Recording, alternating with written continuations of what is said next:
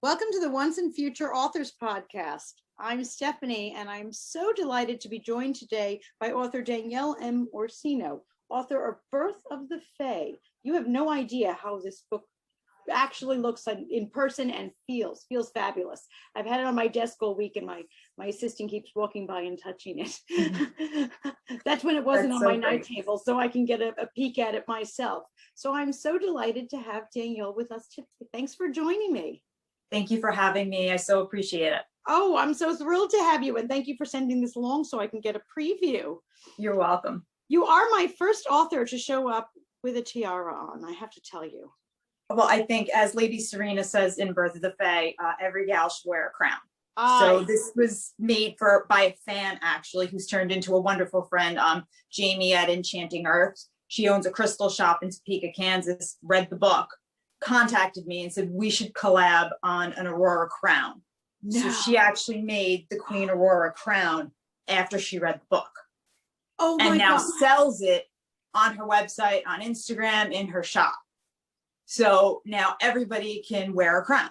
And I think it's just a lovely message. So I thank Jamie all the time, and everybody can now have a little piece of the veil, which I think is really, really sweet. I think that is about the best compliment that you could possibly receive from a reader. Oh, and it wasn't like you ordered crowns and said this would be a great tie into the book. Like a fan actually came to you. Yeah, she actually contacted me. We met through Instagram, and then she said, I've read the book, and she complimented me on the fact that we used the crystals properly, because she, like I said, she owns this beautiful crystal shop in Topeka, Kansas, and she's on Instagram at Enchanting Earth Co. And she just said, look, you did the right thing with the crystals. You used them properly. The meanings are there, and you made them a real part of the book. So we started talking, and she loved this idea of a crown. And there's the quote that Lady Serena says, where to Aurora, every gal should always wear a crown. And so from there, she took that and ran with it, and we collaborated on the Queen Aurora crown. And now we have people buying crowns and wearing them and then giving it to their best friend, and their mothers, their grandmothers. It just kind of went from there, and it's taken on a life of its own. So for me, I was completely flattered and blown away. And then it's kind of, like I said, taken on a life of its own, which I love. That is outrageous. I love that. Tell me a little bit about the crystals and the research into it. Were you always into crystals and you just knew, or did you have to really dive deep to find out, to make sure you were authentic with it all? It was a little bit of both. I knew of crystals. I had some little knowledge of them, but one of my besties actually had pointed out, she had more knowledge of it. And she said, this is where you should go. So I started visiting crystal shops and doing more research, because I did want to get it correct. Yes. I didn't want to just make it up willy-nilly. So I really started thinking about it, and then getting books, reading into it, and making sure that when I was diving in, I knew exactly where I was going with it. And I had to really get into it, because like black kyanite, the armor, I didn't know if it was going to work. Does it really withstand? I had some people say, well, black kyanite is brittle. And I'm like, all right, now we're getting technical, but I wanted to make sure the metaphysical meanings of, opening up the chakras, taking out negative energy, those type of things, I was correct on. And that was where I wanted to make sure that I knew what I was talking about, and even down to the spells that were written, the herbs that were used, the crystals, everything meshed together. That I had to really sit and do my research on. And that took me a long time. I am so thrilled to hear that. People think that nonfiction books get researched, and fiction books, we just make stuff up. But no. Oh, no. No. Thank you. I can say for sure, no. That is a common myth out there, that like fiction writers just sit there and go, oh, I'll just make this up. I'll do that. No. The amount of research that went into this book, because I am not a classically trained writer. I did not sit down. I did not go to school for creative writing. None of that. My dragons, for instance, took months of research. I went to Westchester Community College. I sat with an engineering professor, a physics professor, and I had to make sure these dragons would exist. They were plausible. I did not want Game of Thrones 747 size dragons. That was the least thing. I knew that was not what I wanted. Right. So I went, I spoke to my vet. I walked in with my dogs. I sat my little Yorkie on the table and I said, I'm going to make him a dragon. And my vet looked at me, I'm sorry, what? I said, he is a chameleon dragon. And I took out pictures of chameleons and I said, this is how they work. Carlos is going to be a dragon. So if I want to make a fire breathing dragon, here's the digestive system. I'm going to build them from the inside out. And I did that with the acid breathers, the ice breathers, the fire breathers. I built them all from their digestive systems out.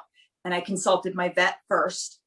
Then I went to Westchester Community College, sat with the engineering and physics professors and said, if I want to make a dragon fly, I want to base it on the albatross theory of thermodynamics and gliding. These dragons are not going to launch themselves up into the air like Superman. How do I do this? And this is my theory. And they actually made it their midterm project. Oh, wow. So the kids had, the students had, I think, 2 months. I gave them here, this is the height, this is the weight I want, here's my idea. And they presented their findings to me on would these dragons fly? And they based it off of my 4 main dragons. You know, they based it off of Yonka, Dragor, Raycor, and Los. And this is what we came up with. And that's what I wound up using in the book. The size of the dragons, everything were based off these presentations. But those dragons took 9 months overall to really come up with, will they make it? Because if I was on Mythbusters, I wanted to be plausible. Right. And that was where I came from it. Because to me, dragons are fantasy vernacular. Right. We all open up a fantasy book and expect to see a dragon. I needed it to be plausible. I have a totally different view now after reading and hearing it was inspired with a Yorkie. I'm loving that you have no idea how much 9 pounds. It's a little different. Yeah, no, but I'm loving that you started with an actual animal and then researched and spoke with doctors, vets, engineers to make sure that this would actually work. And that's what I love the way you talk about a fantasy book with such technical terms, because I've been on the show before discussing world building and consistency, and how if you're going to build this world, whether it's fantasy or historical fiction or whatever it's going to be, you have to make sure that either the laws of physics work or they don't work, but they're suspended in the exact same way every single time, so that there is consistency. Your world actually has to work. And you're being so good about detailing how people can make sure that that happens, because people might hear that and say, well, how do I do that? And you're going step by step. This is how I did it. This is how I made sure that the dragons would work. Fantastic. Yes. This is how I made sure the crystals would work. Absolutely. Anything else that you had to do some heavy research on? Because the basis was religious, and I'm going to use the term very loosely because I've caused such a hubbub about it. I did have to do research on the archangel caste system. Okay. And so I did do a deep dive into the religious texts and the systems. I found out virtue angels did exist in the Catholic system of angels. Now obviously the Power Brigade did not. That was Right. We took some liberties with that. We took some artistic liberties, but the virtue angels did exist in old texts. There were angels that took care of nature. So I grabbed from that, but I had to do a lot of religious research and figure some things out on where I was going to be artistic, where I was going to take from the religious text, where it wasn't. I had to kind of really figure out where I was going to go with things, how far back, kind of what I was going to do. So that had to be kind of planned, and then go from there, because I didn't consciously sit down and say, I'm going to world build. I didn't know that part. Yes, I'm a fan of fantasy, paranormal, urban paranormal, but I didn't, because I'm not classically trained, I did not set out and say step 1, step 2. I took a corner of the world, almost like I was building a jigsaw puzzle. I took my corners without really knowing. So my dragons, I was like, okay, I'm going to have dragons. So let's make sure they work. My magical system, all right, I know I'm basing it on the elements, so let's figure out how those elements work. I kind of did it that way and built my outer corners and then went in from there and tried to make sure it made sense. I looked at it more from a comic book kind of perspective because I'm a comic book geek. So I looked at it from what do I like and what do I wish sometimes was done differently, and went that way, and took a lot of cues from pop culture in that sense, you know, kind of the archetypes that I enjoyed, you know, for an example, Aurora, my main female protagonist. I remember watching the movie Ever After with Drew Barrymore. Yep. That was the first time I saw a fairy tale where the princess did all the rescuing. She did not need a man to rescue her. The prince did not rescue her. She did all the rescuing. And by the time he finally realized, oh my God, she's the one, I'm going to go rescue her, she was already walking out the door going, look, I already handled everything. I'm good. If you want me, great. If you don't, I'm still going to go be okay. And I remember watching that movie and that struck such a chord with me that I rewatched it again as I was writing, thinking, that's kind of the way I want my women to be. As pretty as she was smart, she was kind, she was brave. That's my basis. So the deep dives I was doing was more on, as a woman, how do I want to portray my women and go from there. So I kind of looked around like what's missing nowadays and worked it backwards. So like I said, whether it's the correct way, I don't know. You know, there's certainly more than one way to write a book, but I love your thoughtfulness, and you are so good about expressing that, so that listeners who are wanting to write books are saying, ooh, she's my kind of author. She's cerebral, you know, like she's methodical. She actually went into this with a plan. So many times we have authors that, you know, they just sit down and whatever comes out. And that might work for a first draft, and then things have to, you know. Yeah, things have to change. They have to change a lot.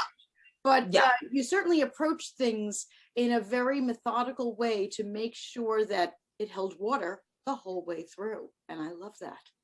I definitely tried. I mean, when the book started, it's funny because, you know, I was telling the story orally to a patient. This just came off the top of my, as I started.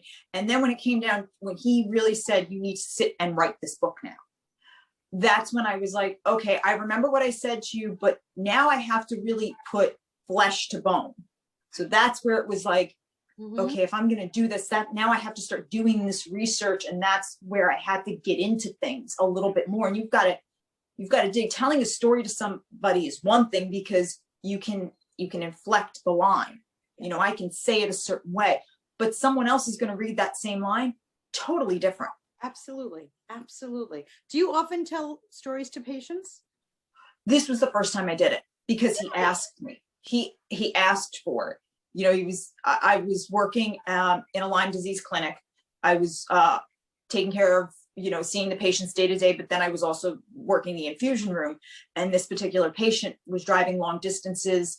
And finally he said, you know what, Danny, these long distances, it's just not going to work. So he said, I need to be entertained. Like, tell me something, do something. I don't care. I don't care if you mind, you know, act two for me, just do something. So I said, you know, tell me something interesting about yourself. And he said, well, I was recruited by the CIA right out of college. And I went, oh, you should have taken the job. We could have found out what was in Area 51, you know, because I was a big crypto fan, you know, whatever. And he went and he explained why he didn't take it. And just out of my mouth came, well, you know where Lyme really comes from. And he went, yeah, I know, Plum Island. We went through the conspiracy theories. And I said, no, still to this day, I don't know what made me say this. I said, the Fed. And he went, what? And I said, you know, fairies. I said, you know, angels that were locked out of heaven. Once again, don't know where my mind was going with this. I can't think of what I watched before. I don't know. And he went, I've never heard of that. And I said, oh, well, let me tell you. And I sat down and started talking to him. And every day I told him a new little tidbit.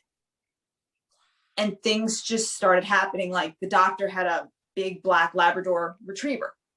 And the dog walked in one day and I went, and then the king had this big black dragon. And that's where Dragor came from. And so things just kind of evolved. And finally he said, you need to write this down. He's like, you need to write this story. And I went, yeah, one day, and finally one day I was like, okay, I'm going to write it down. Oh my gosh. And 9 months, it took me 9 months to write. I wrote 3 books, the first 3 drafts of books 1, 2, and 3 in 9 months. Now, were they good? Yeah, that's another story, but I got them out. Right. And I got them onto paper. But when I talk about, because people are like, what was your process? And I'm like, I just opened up a journal and hand wrote them. I didn't sit and type, because to me that was like too stringent. Okay. It was like, okay, sit at a computer and type. I don't know. Because then I felt like you had to be somewhere to where if I just had the journal, I could just write it down and I could always erase. And I just sat and did that. And I could always go back and see, no, that's not good. That works. That doesn't. And then when I sat down to type, that was the first editing process of why the heck did I write that? That was, okay, no, we're not doing that. But I also learned, I knew I was dyslexic, but I learned I was really dyslexic when I sat down, and we learned that Jarvok's first name was Farjak, but it came out Jarvok when I went to type it. And I went, Jarvok. I went, yeah. I was like, I like that. And I was like, cool, you're Jarvok now. And I could never think of calling him Farjak before. And I was like, yeah, no, that's cool. I was like, he works. Nice. So those like happy little mistakes happened. Now I can't think of him being any other thing. So that's kind of how we worked. And then the heavy duty research started, because I was like, before it was like they wore black crystal armor. Now I'm like, well, what armor did what was the crystal? Now I got to go find kyanite. That's what happened. The angelite discs, all that stuff. That's when, like I said, flesh to bone. And we start building the body. Oh my gosh. I can't believe that you were not a storyteller already at work or in general. And just because this one man kind of gave you, like a little bit of a crack of an open door, and you took it, and 3 volumes later. Yeah, there we are. Unbelievable. Absolutely unbelievable. So many great nuggets that I want to just kind of reiterate for all of our listeners. Going back to that man and you telling a story, ideas are everywhere. I remember hearing that, people say, oh, I can't get an idea. No, they're all just floating around in the air. It's just a matter of being receptive, and Yes. you were receptive and they are there. So, it's not like, Danielle gets all the good ideas and there's nothing left for you. Oh, there's ideas out there. 100%. They're just 100%. And I'm just so grateful that you were receptive and kept going with it. Such a great nugget. But the other thing that you said just now that I really, really want to reiterate is that you wrote these 3 books in 9 months, and then you began the hard work of research. So, people tend to think, okay, I wrote this book, I'm done. And I certainly understand that, that's a huge accomplishment. What you did after those 9 months, and you wrote these 3 books and got down the storyline, and that is huge. And I certainly don't want to undermine that. And for anybody who's writing out there, if that's where you're at and you got to that point, yes, celebrate, congratulate yourself. You did a great job, but you're not done yet. And that's when she started. Yes. To do the research into what exactly. She didn't want to just stop with, he was wearing a black crystal armor. No. There's a lot more than just he was. And a lot of people just leave that on the table. He was wearing a black crystal armor, but no, it was a lot more after that. And the dragon came. Nah, there's a lot more going on there. So just your saying that, I so appreciate it, because, you might say, I'm not classically trained, but you are actually mapping out a beautiful arc of writing. And that would go for so many people. First, being receptive to the idea. Just be open. The ideas are out there. Be open. Next, pour it out. pour it out however you want. Danielle did it by hand in journals. There is no wrong or right way. If you can type, if you can do it on your finger, some people dictate, you did it by hand, get your story poured out.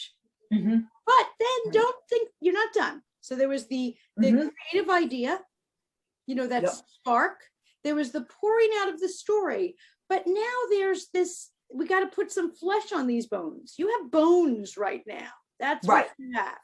And you need to put some flesh on those bones. And in order to do that, yes, whether it's fantasy or there's research, there's making sure that you are consistent with things over and over and over. There's making sure that things will actually work in this world of yours.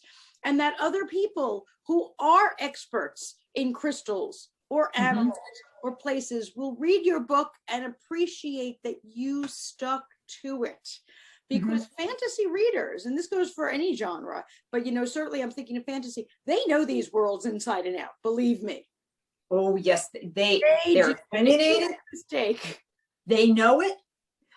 And I think for anybody who's thinking of wading into these waters, the biggest thing you have to know going in, you are not going to please everybody, so don't try.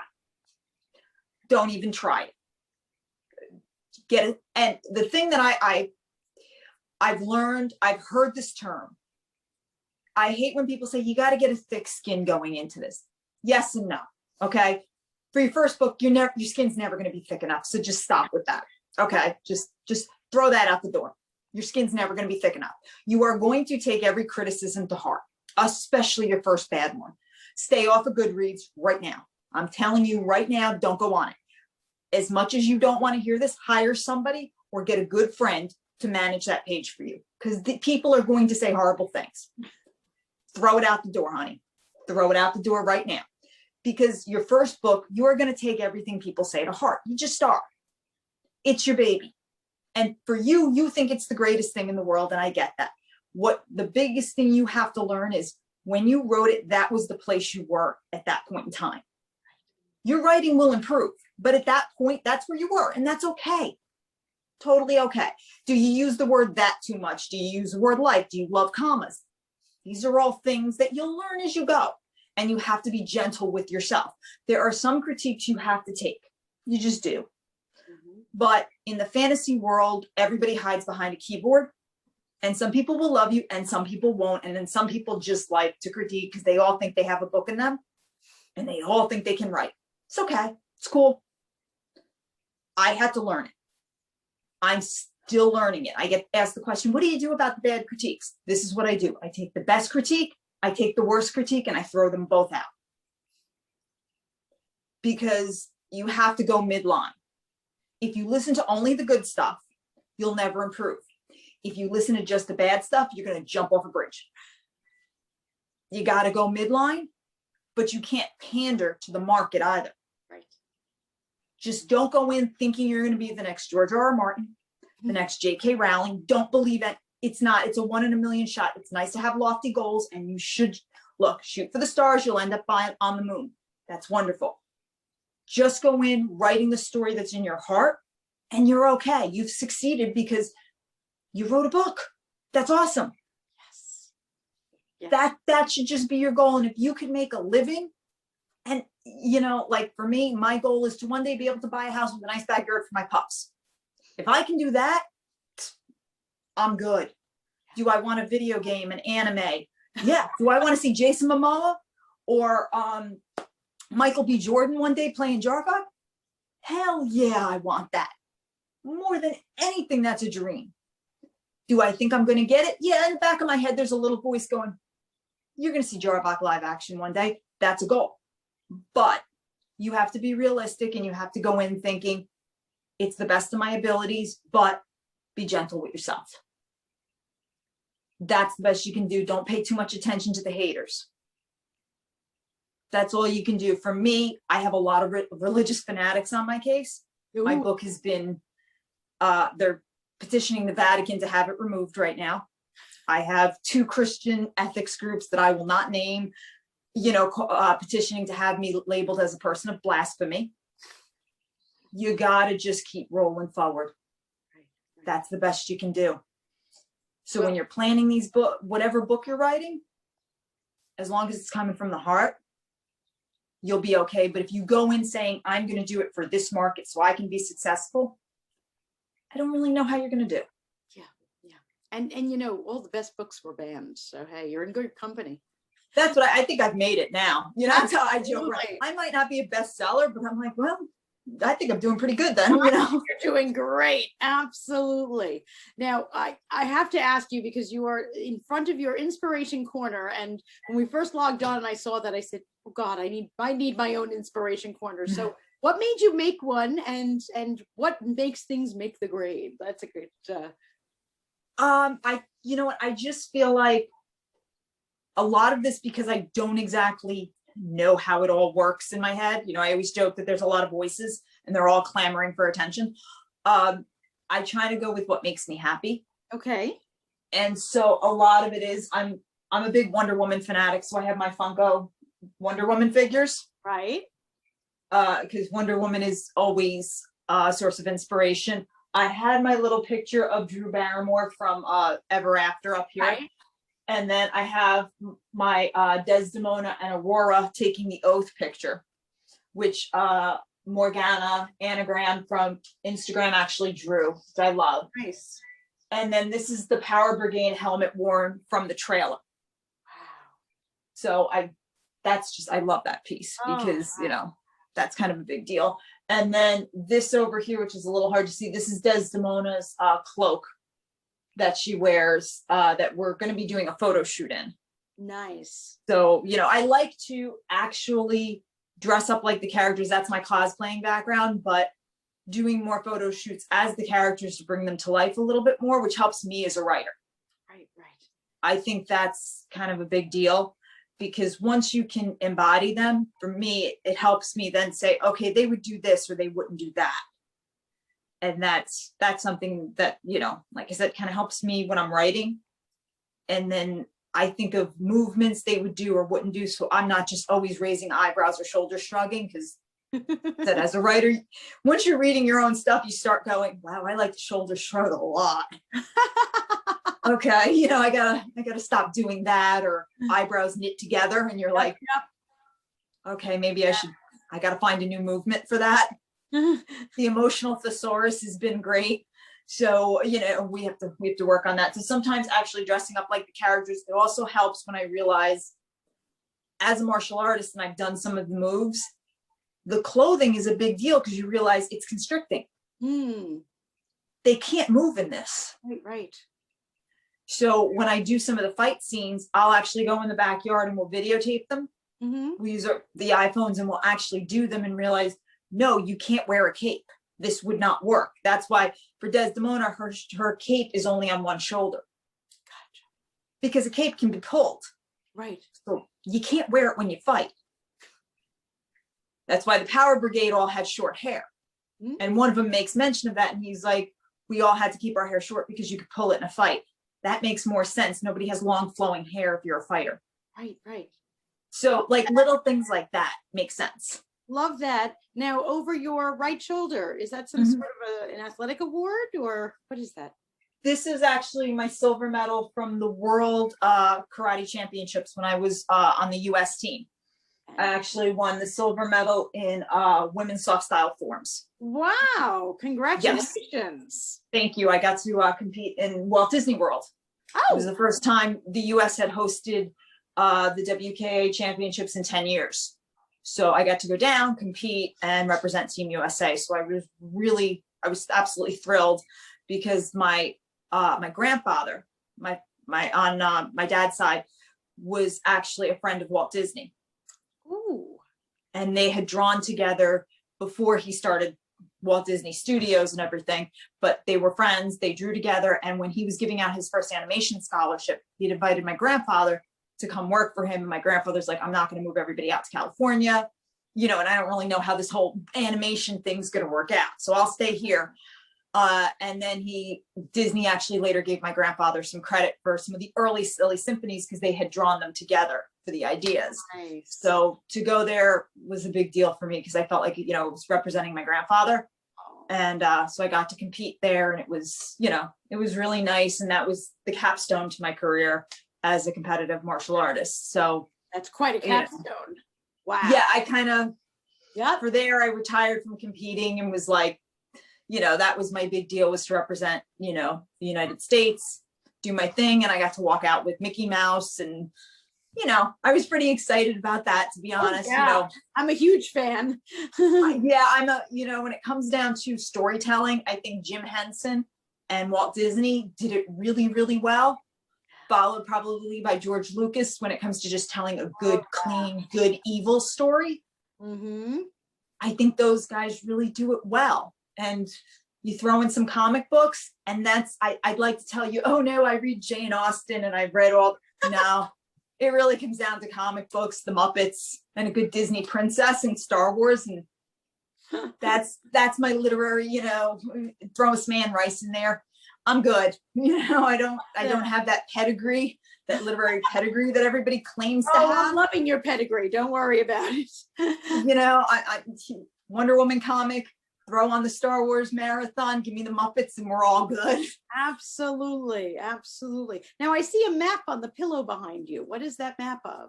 Oh, this is actually the veil. This is the map in the front of the book. Look at that. Okay, I couldn't see it behind you. That's fabulous. Yeah. Yep. I like to be surrounded by the veil. I feel like you create the world, you got to live in it. Yeah. So, even my little dragons, Right. are my white deer is my little dog Penelope. Carlos is around here, so my dogs are in the book, so they're always with me. I had to make them characters because why not? Everybody in the book is pretty much based off of somebody I know, or somebody I'd like to know. But Hoggle the metalsmith is my dad. Mm-hmm. Marco is my Uncle Ronnie, because they were the only two that could work together. I have several uncles, but my Uncle Ronnie and my dad were the only ones who could actually work together in the shop. So that's why they're together. My pups, Lady Serena is my best friend from high school.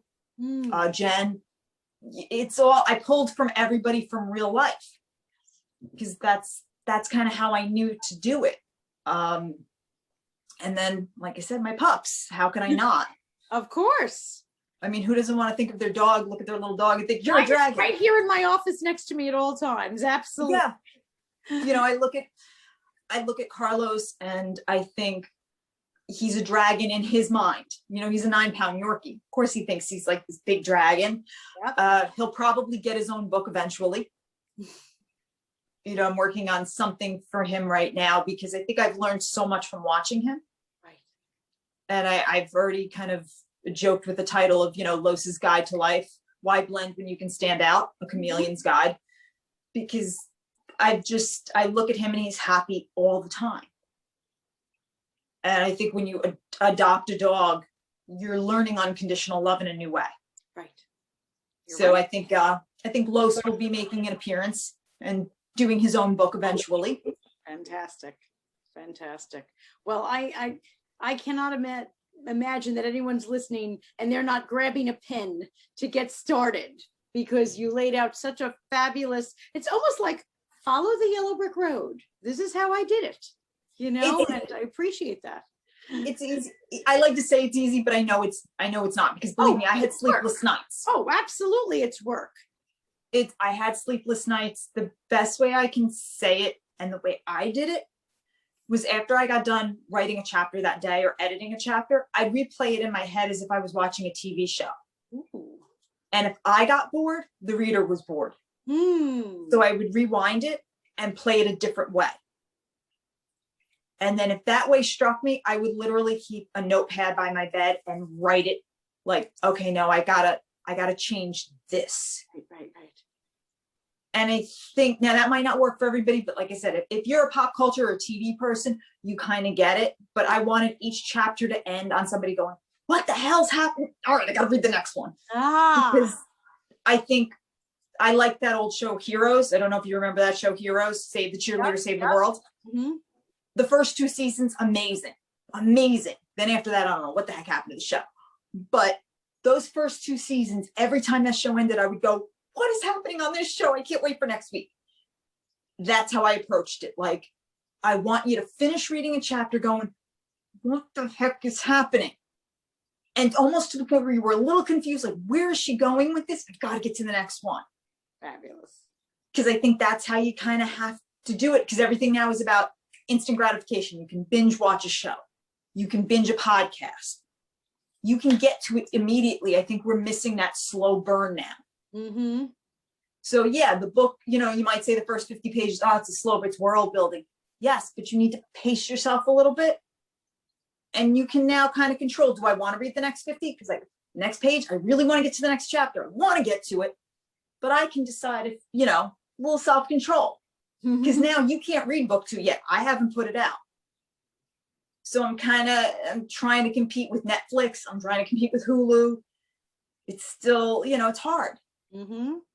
So I think people kind of have to go back and decide what their technique is. Right.